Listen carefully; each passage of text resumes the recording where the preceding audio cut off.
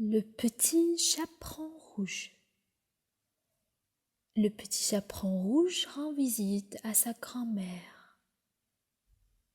Il était une fois une petite fille, la plus jolie qu'on eût su voir. Sa mère en était folle, et sa mère grand, plus folle encore. Sa grand-mère lui fit faire un petit chaperon rouge qui lui allait si bien qu'il le portait tout le temps et qu'on l'appelait le petit chaperon rouge. Un jour, sa mère ayant cuit et fait des galettes lui dit « Va voir comme se porte ta mère grand, car on m'a dit qu'il était malade. Porte-lui une galette et ce petit pot de beurre. Mais surtout traverse la forêt sans t'arrêter.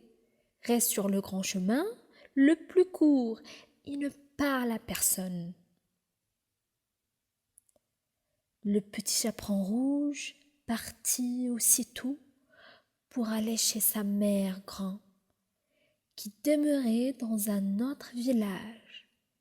En passant dans la forêt, il rencontra grand-père le loup.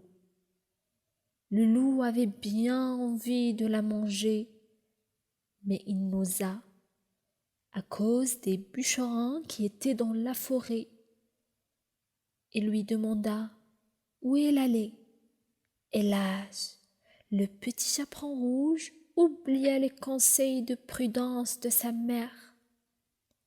Pour sa défense, il ne savait pas qu'il est dangereux de s'arrêter à écouter un loup. Il lui dit « Je vais voir ma mère grand. Je lui porte une galette avec un petit pot de beurre que ma mère lui envoie. » « Demeure-t-elle bien loin ?» lui dit le loup. « Ah, oui, répondit le petit chaperon rouge. C'est par-delà le moulin que vous voyez tout là-bas, à la première maison du village. » « Eh bien, dit le loup, je veux l'aller voir aussi.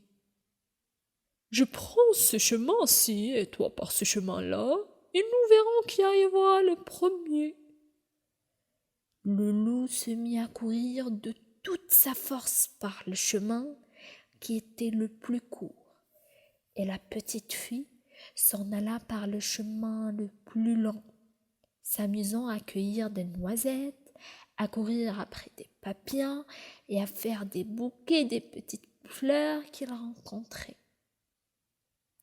Le loup ne fut pas longtemps arrivé à la maison de la mère grand. Il heurta la porte. Toc, toc. Qui est là?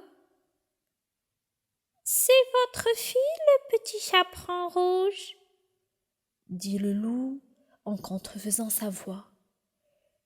Je vous apporte une galette et un petit pot de beurre que ma mère vous envoie.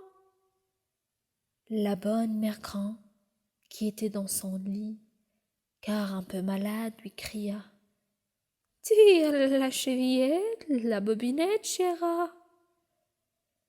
Le loup tira la chevillette et la porte s'ouvrit. Il se jeta sur la bonne grand-mère et la dévora goulûment, car il y avait plus de 3 jours qu'il n'avait mangé. Ensuite, il ferma la porte et s'alla coucher dans le lit de la mère grand, en attendant le petit chaperon rouge qui, quelque temps après, vint heurter à la porte. Toc, toc. Qui est là? Le petit chaperon rouge, qui entendit la grosse voix du loup, eut peur d'abord, mais croyant que sa mère grand était enrhumée, répondit « C'est votre petite fille, le petit chaperon rouge, qui vous apporte une galette et un petit pot de beurre que ma mère vous envoie. » Le loup lui cria en adoucissant un peu sa voix « Tire la chevillette, la bobinette, chéra !» Le petit chaperon rouge tira la chevillette et la porte s'ouvrit. Le loup, le voyant entrer, lui dit en se cachant dans le lit sous la couverture Mets la galette et les petits pots de beurre sur la hoche et viens te coucher avec moi. Le petit chaperon rouge se déshabille et va se mettre dans le lit où il fut bien étonné de voir comment sa mère grand était faite en sang déshabillé. Il lui dit: Ma mère grand, que vous avez de grands bras. C'est pour mieux t'embrasser, mon enfant. Ma grand-mère, que vous avez de grandes jambes. C'est pour mieux courir, mon enfant. Ma grand-mère, que vous avez de grandes oreilles. C'est pour mieux écouter, mon enfant. Ma mère grand, vous avez de grands yeux. C'est pour mieux voir, mon enfant. Ma mère grand, vous avez de grandes dents. C'est pour te manger.